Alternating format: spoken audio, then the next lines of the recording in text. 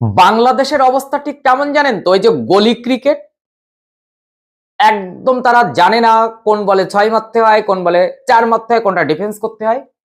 আফগানিস্তানের সঙ্গে সেকেন্ড ওডিআইতে সেই রকম খেলা আমরা কিন্তু দেখতে পেলাম বাংলাদেশের ব্যাটারদের কাছ থেকে।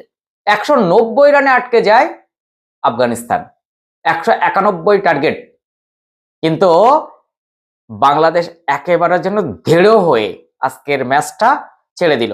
আমি আফগানিস্তানের ইব্রাহিম জারদানের এই ইনিংসটা সত্যি দেখার মতো। 95 140 বল খেলেছেন ওয়ানডে ঢং, তার দৌলতে আফগানিস্তান কিন্তু 190-তে পৌঁছায়। আর কেউ কিন্তু রান করতে পারেননি। নবী একটু সঙ্গ দেওয়ার চেষ্টা করেছেন। সেই জায়গা থেকে বাংলাদেশের বোলাররা কিন্তু আজকে দারুণ বল করেছেন, কিন্তু ব্যাটারদের অবস্থা। বাংলাদেশি ক্রিকেট ভক্তদের মন ভেঙেছে। আজকে মেহেদী 3 উইকেট পেয়েছেন 42 রান দিয়ে, কিন্তু মুস্তাফিজুর রহমান আজকে চলেনি। ফলে সেই জায়গা থেকে বাংলাদেশ হয়তো আফগানিস্তানকে আরো আগে অল আউট করে দিতে পারত, কিন্তু মুস্তাফিজুর রহমান না চললে বাংলাদেশ চলে না। আজও কিন্তু তার একটা প্রমাণ আসলো। সেই জায়গা থেকে অবশ্যই রিশাদ কিন্তু 2টো উইকেট তুলে নিয়েছেন, আর 2টো উইকেট অবশ্যই তানজিম। এই জায়গা থেকে বাংলাদেশের ব্যাটসম্যানরা আজকে যে কি কাজ করেছেন আপনি শুনলে অবাক হয়ে যাবেন। আমি এক এক করে বলি। তানজিদ হাসান 0 করেছেন, 5 বল খেলেছেন, গেল। আমি যদি একটু যাই যে ধরে খেলা, ওয়ানডেটা বোঝেন, ওয়ানডে খেলা সেই রকম প্লেয়ারের দিকে যাই, তাহলে তৌফিক হৃদয় 34 বলে 24 করেছেন। আমি যদি আরেকটু যাই যে মেহেদী হাসান মিরাজ, তার কাছ থেকেও তো ব্যাটে রান আমরা আশা করি, অলরাউন্ডার, তিনি 7 বলে 4 করেছেন।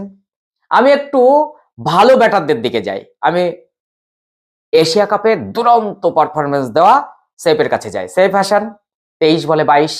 উনি ভুলে গিয়েছিলেন এটা টি20 নয়, এটা ওয়ানডে। মাত্র 190 রানের টার্গেট, ধরে খেললেই ম্যাচ জেতা যায়, কিন্তু বাংলাদেশি ব্যাটসম্যানরা তো সেগুলো বোঝেন না। এবার আমি যদি একটুখানি আর একজনের কাছে যাই যে ব্যাটার হিসাবে তাদের কাছ থেকে আমরা কি আশা করি, সব থেকে ভালো পারফরমেন্স আশা করি সাবেক ক্যাপ্টেন বাংলাদেশের নাজমুল হোসেন শান্ত। যে নামটা শুনলে বাংলাদেশের দর্শকরা হই হুল্লোড় চিৎকার করে উঠলো, সেই চিৎকারটা আর এখন আর নেই। সেখানে তিনি 9 বলে 7 করে আউট হয়ে গেলেন। শান্ত আজকে একেবারেই শান্ত ছিলেন। এবার আসবো এমন একজনের কথা আপনাকে বলবো, যেখানে তার কাছ থেকে তো আপনি কিছু আশা করেন, সেটা কিন্তু তার কাছ থেকে আমরা পাইনি। সেই বাংলাদেশের একেবারে পেশিবহুল উইকেট কিপার। এরপর আসবো নুরুল হাসান। 15 রান করলেন। আমি এক এক করে দেখতে দেখতে দেখতে যখন খেলাটা একটু মাঝ পথে চলে আসে, তখন আমার মনে হয় 100 রানটাও তো পেরোবে না। আসলে একবার করে আপনি ধরেন 1 গ্লাস জল খেলেন, একটু বাথরুমে গেলেন, বাথরুম থেকে আস্তে আস্তে দেখবেন 4 উইকেট চলে গেছে। এটা বাংলাদেশ আফগানিস্তানের সঙ্গে 3 ম্যাচের ওয়ানডে সিরিজে ইতিমধ্যে আফগানিস্তান সিরিজ জয়লাভ করলো, 2টো ম্যাচ পরপর জিতে। এই জায়গা থেকে আমরা যদি বাংলাদেশের এই পারফরমেন্স, এই হতশ্রী পারফরমেন্স দেখি, তাহলে তো অবশ্যই বাংলাদেশের ক্রিকেট নিয়ে প্রশ্ন উঠবে আগামী 2027 ওয়ার্ল্ড কাপে। সত্যি কি বাংলাদেশ পারফেক্ট একটা টিম, না নতুন যারা উঠে আসছে তাদের সুযোগ দেওয়া উচিত? বাংলাদেশ এখনো ওয়ার্ল্ড কাপ খেলার সেই যোগ্যতাটা কি সত্যি অর্জন করতে পারেনি? আমার কোথাও মনে হচ্ছে যে তানভীর ইসলাম 0, মানে কোথায় যেন 0-0-0 এই শব্দগুলো নিতে নিতে আর পারা যাচ্ছিল না। ফলে বাংলাদেশের ক্রিকেটের দুর্দিন কিন্তু কাটলো না।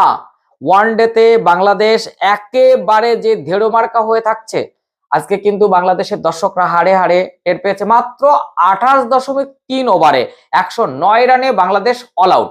বাংলাদেশ আসলে ভেবেছিল যে 20-20, তাই 20 ওভার লক্ষ্য রেখেছিল, একটু বেশি টিকে গেছে 28.3।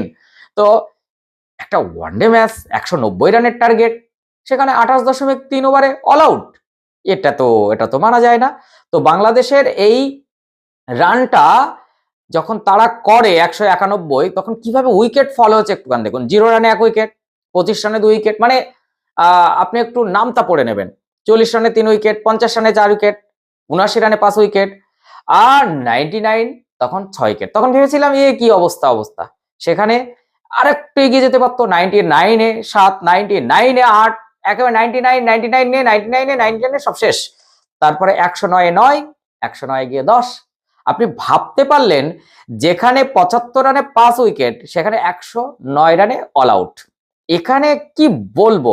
তবে রশিদ খান 8 ওভার 3 বলে 2 মেডেন 17 রান দিয়ে 5টি উইকেট তুলে নিয়েছেন। আর তার সঙ্গে ওমর জায় 3 উইকেট তুলেছেন 7 ওভারে 27 রান দিয়ে। আমি বলবো ব্যাটে বলে আজকে বাংলাদেশকে একেবারে নাকানি জোবানি খাইয়ে দিয়েছে আফগানিস্তান। এখন নিয়ম রক্ষার তৃতীয় ম্যাচ, বাংলাদেশ তো অবশ্যই নামবে। তবে প্রশ্ন একটা থেকে গেল, 27 ওয়ার্ল্ড কাপ, সেখানে বাংলাদেশের চান্স হওয়া উচিত কি উচিত নয়? আপনার মন্তব্য অবশ্যই জানাবেন। চ্যানেলে নতুন হলে অবশ্যই চ্যানেলটি সাবস্ক্রাইব করে পাশে থাকা বেল আইকনটি প্রেস করে রাখবেন। এইরকম তথ্য সমৃদ্ধ ভিডিও পেতে ভীষণ সুবিধা হবে। আর যদি ফেসবুক থেকে দেখেন তাহলে অবশ্যই ফলো দিয়ে রাখবেন। ভালো লাগলে একটু শেয়ার করে দেবেন।